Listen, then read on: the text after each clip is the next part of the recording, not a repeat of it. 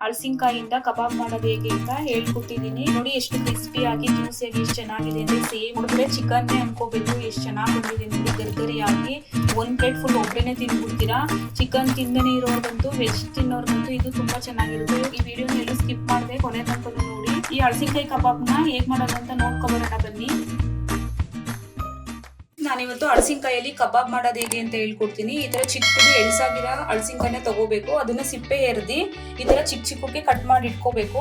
ಇದನ್ನ ಒಂದ್ 10 ನಿಮಿಷ ಅರಿಶಿನ ಪುಡಿ ಹಾಕ್ಬಿಟ್ಟು ಒಂದ್ 2 ಕುದಿಗೆ ಬರೋ ತನಕ ಸಪ್ರೇಟ್ ಬೇಯಿಸ್ಕೊಳ್ಳೋಣ ಫ್ರೆಂಡ್ಸ್. ಯಾಕೆಂದ್ರೆ ಎಣ್ಣೆಯಲ್ಲಿ ಬೇರ್ ಲೇಟ್ ಆಗುತ್ತೆ. ಈ ತರ ಬೇಯಿಸ್ಕೊಳ್ಳೋದ್ರಿಂದ ಬೇಗ ಬೇಯುತ್ತೆ.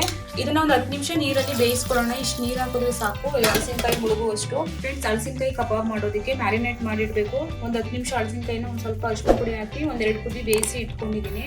ಇವಾಗ 4 ಟೇಬಲ್ ಸ್ಪೂನ್ ಅಷ್ಟು ಕಾರ್ನ್ಫ್ಲೋರ್ ತಗೊಂಡಿದ್ದೀನಿ. ಪೆಪ್ಪರ್ ಪೌಡರು 1 ದೊಡ್ಡ ಟೇಬಲ್ ಸ್ಪೂನ್ ಅಲ್ಲಿ ಅಚ್ಕಾರದ ಪುಡಿ ತಗೊಂಡಿದ್ದೀನಿ. ಅರ್ಧ ಟೇಬಲ್ ಸ್ಪೂನ್ ಧನಿಯಾ ಪೌಡರ್ ತಗೊಂಡಿದ್ದೀನಿ. 1 ಟೇಬಲ್ ಸ್ಪೂನ್ ಮೈದಾ ತಗೊಂಡಿದ್ದೀನಿ. ಸ್ವಲ್ಪ ಗರಂ ಮಸಾಲ ತಗೊಂಡಿದ್ದೀನಿ. ಇವಾಗ ಇದಿಷ್ಟನ್ನು ಹಾಕೊಳ್ಳೋಣ. ಒಂದು 2 ಟೇಬಲ್ ಸ್ಪೂನ್ ಮೊಸರು ಹಾಕೊಳ್ಳೋಣ. ಒಂದ್ ಸ್ವಲ್ಪ ನಿಂಬೆ ಹಣ್ಣು ಹಿಂಡ್ಕೊಳ್ತೀನಿ. ಇವಾಗ ಇದನ್ನೆಲ್ಲ ಚೆನ್ನಾಗಿ ಮಿಕ್ಸ್ ಮಾಡ್ಕೊಳ್ಳೋಣ. ಸ್ವಲ್ಪ ನೀರನ್ನ ಸೇರಿಸ್ಕೊಂಡು ಎಲ್ಲಾನು ಚೆನ್ನಾಗಿ ಮಿಕ್ಸ್ ಮಾಡ್ಕೊಳ್ಳೋಣ. ಇದು ವೆಜ್ ತಿನ್ನೋರ್ಗಂತೂ ತುಂಬಾ ಚೆನ್ನಾಗಿರುತ್ತೆ. ನಾನ್ ವೆಜ್ ಫೀಲೇ ಇರುತ್ತೆ. ನಾನು ತೋರಿಸ್ಕೊಟ್ಟಿರೋ ಮೆಥಡ್ ಅಲ್ಲೇನೆ ಮಾಡಿ ತುಂಬಾ ಚೆನ್ನಾಗಿರುತ್ತೆ. ಇವಾಗ ಎಲ್ಲಾನು ಕಲಸಿದ್ದಾಗಿದೆ. ಇವಾಗ ಈ ಹಲಸಿನಕಾಯಿನ ಇದ್ರೊಳಗಡೆ ಹಾಕೊಳ್ತೀನಿ. ಇದನ್ನೇನು ಜಾಸ್ತಿ ಹೊತ್ತು ಕಲಸಿಡ್ಬೇಕಂತ ಏನಿಲ್ಲ. ಹಿಂಗೆ ಕಲಸಿ ಇವಾಗಲೇ ಎಣ್ಣೆಗೆ ಹಾಕ್ಬೋದು. ಟೈಮ್ ಇದ್ರೆ ಒಂದು 10 ನಿಮಿಷ ಕಲಸಿ ಇಡಿ, ಏನಿಲ್ಲ, ಇನ್ನೂ ಟೇಸ್ಟ್ ಚೆನ್ನಾಗಿ ಬರುತ್ತೆ. ಟೈಮ್ ಇಲ್ಲ ಅಂದರೆ ಅವಾಗಲೇ ಕಲಸಿ ಅವಾಗಲೇ ತಿನ್ನೋಕ್ಕೂ ಚೆನ್ನಾಗಿರುತ್ತೆ. ಸ್ನ್ಯಾಕ್ಸ್ಗಂತೂ ತುಂಬ ಚೆನ್ನಾಗಿರುತ್ತೆ. ಈ ಥರ ಎಲ್ಲನೂ ಕಲಸಿದ್ದಾಗಿದೆ.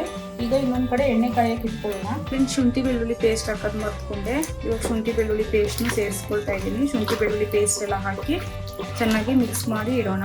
ಇನ್ನೊಂದು ಕಡೆ ಎಣ್ಣೆ ಕಾಯಕ್ಕೆ ಇಟ್ಕೊಳ್ತೀನಿ. ಇವಾಗ ಫ್ರೆಂಡ್ಸ್, ಈ ಕಡೆ ಎಣ್ಣೆ ಕಾಯ್ತಾ ಇದೆ. ಇವಾಗ ಒಂದೊಂದೇನೆ ಎಣ್ಣೆ ಒಳಗಡೆ ಹಾಕೊಳ್ಳೋಣ.